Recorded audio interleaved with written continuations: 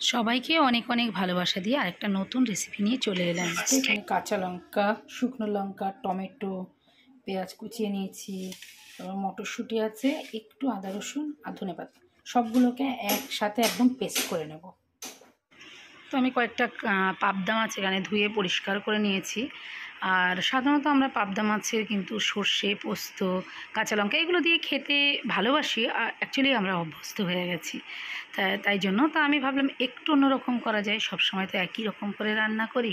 আর এই রান্নাটা কিন্তু একেবারে মন্দ হয়নি, বেশ ভালো লেগেছিলো খেতে। এবং একটাই মাছের ঝোল দিয়েই না একদম মানে সবজির একটা স্বাদও পাওয়া যাবে, একটা গ্রেভিও আসবে, খেতেও ভালো লাগবে। তো ফার্স্টে আমি যেহেতু পাবদা মাছ মানে সামুদ্রিক মাছগুলোতে না একটু সর্ষের তেল দিয়ে ম্যারিনেট করে নিলে, মানে সর্ষের তেল লবণ হলুদ দিয়ে করে নিলে তাহলে না ফাটার ভয়টা থাকে না। যখন তেলে দেওয়া হয় যে গায়ে ছিটিয়ে আসবে তেমন ভয় থাকে না। তো আমি সেটাকে মাখিয়ে নিয়েছিলাম, নিয়ে তারপর কড়াইতে এখানে আমি সর্ষের তেল দিয়েছি। দেওয়ার পরে মাছগুলোকে এইভাবে দিয়ে আমি ভাজা করে তুলে নেব, একটা একটা করে ভাজা করে তুলে নেব।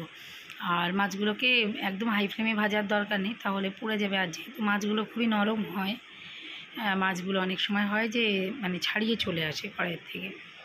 তো এইভাবে আমি সব মাছগুলোই কিন্তু ভাজা করে আমি তুলে নিয়ে নিচ্ছি। নেওয়ার পরে এবার আমি যেটা দিয়েছি এখানে কালো জিরেও দিতে পারেন সর্ষের তেলের মধ্যে, আমি দিয়েছি এখানে নর্মাল রেগুলারের যে জিরে সেটাই দিয়েছি। জিরেটা একটু ভাজা ভাজা হয়ে আসলে পেস্ট করে রেখেছিলাম যে সমস্ত সব মশলাগুলো দিয়ে সেটা এবার দিয়ে দিলাম। এবার কিন্তু কোনো কাজ নেই, একটাই যেটা কাজ, অনবরত নাড়াচাড়া করতে হবে যে মশলাটা যেন একদম নিচে না লেগে যায় কড়াইয়ের, সেই জন্য। আর সাথে একটু লবণ হলুদও দিয়ে দিচ্ছি। দেওয়ার পরে কিন্তু তেলের মধ্যে অনবরত নাড়াচাড়া করে এই মশলা থেকে কিন্তু তেলটা উঠে আসতে হবে, তাহলে কিন্তু খেতে ভালো লাগবে। আর মশলা কষানোর স্বাদটার উপরে ডিপেন্ড করে কিন্তু পুরো রান্নাটা। তো এইভাবে বেশ কিছুক্ষণ মানে কষানোর পরে দেখলাম তেলটা ভেসে এসছে। এবারে ঝোল দিয়ে দিলাম, যে মাছগুলো দেব তার জন্য আমি এখানে জল দিয়ে দিয়েছি। জলটা ফুটে উঠলে কিন্তু আমি মাছগুলো দেব। একদম অন্য টাইপের একটা রান্না, অনেকেই হয়তো এই রান্নাটা মানে করেনি বা খায় না।